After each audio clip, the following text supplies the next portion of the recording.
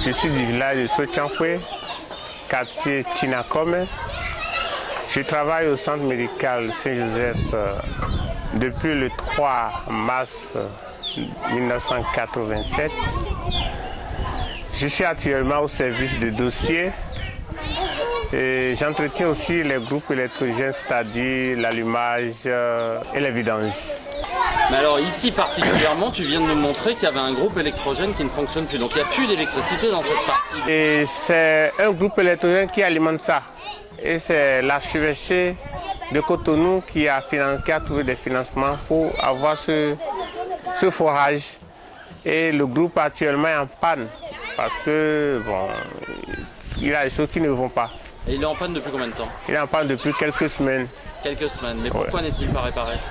Bon, je crois qu'ils n'ont pas trouvé les pièces nécessaires pour réparer. Quand tu dis ils n'ont pas trouvé, c'est qui?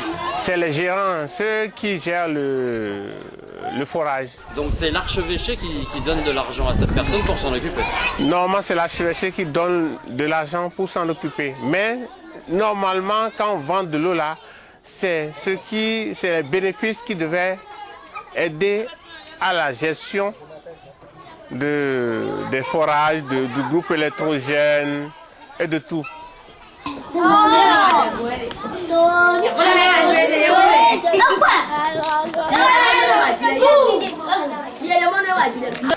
Le puits là existe maintenant, ça fait des années, ça fait plus de 40 ans.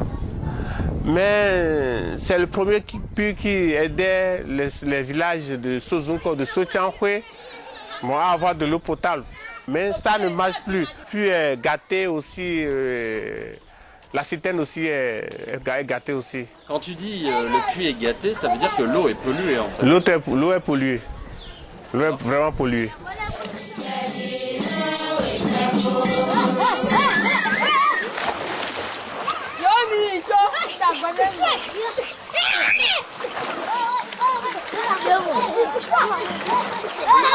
Alors qu'est-ce que tu peux me dire de la pollution ici? Parce qu'on est dans un endroit qui est particulièrement sale, je dirais. Bon, vous savez, il faudrait que les gens s'occupent de leur milieu. Quand on s'occupe bien de son milieu, il n'y a pas de pollution. Donc on va demander aux gens s'ils peuvent nettoyer un peu les endroits, leur maison, ou bien le pourtour de leur maison, ça peut régler tout le problème. Et alors qui le fait ça? Normalement, c'est les habitants, c'est ceux qui habitent dans les maisons qui doivent nettoyer leur cou. Alors vous faites des réunions, vous vous entendez pour ça? Oui, on s'entend pour ça, on essaie de faire des réunions autour et on discute, on demande aux gens d'essayer de... Dans les églises aussi, on dit aux gens de nettoyer les devantures de leur maison, qu'il y ait un bon entretien dans les maisons, mais les gens, bon, vous savez, il y en a qui font, il y en a qui ne font pas. Comment tu vois ça? Bon, je vois que ça que c'est pas bon. Ça veut dire qu'il y a des gens qui sont sales et des gens qui sont propres. Toi qui travailles dans un centre médical aussi. Moi qui travaille dans un centre médical, ça veut dire que les enfants qui habitent dans cette zone-là vont attraper beaucoup de maladies comme la bilharziose, qui est une maladie de l'eau, et la fièvre typhoïde aussi, qui est une maladie de l'eau, et la dysenterie, la diarrhée et d'autres maladies liées à de l'eau, à la saleté de l'eau.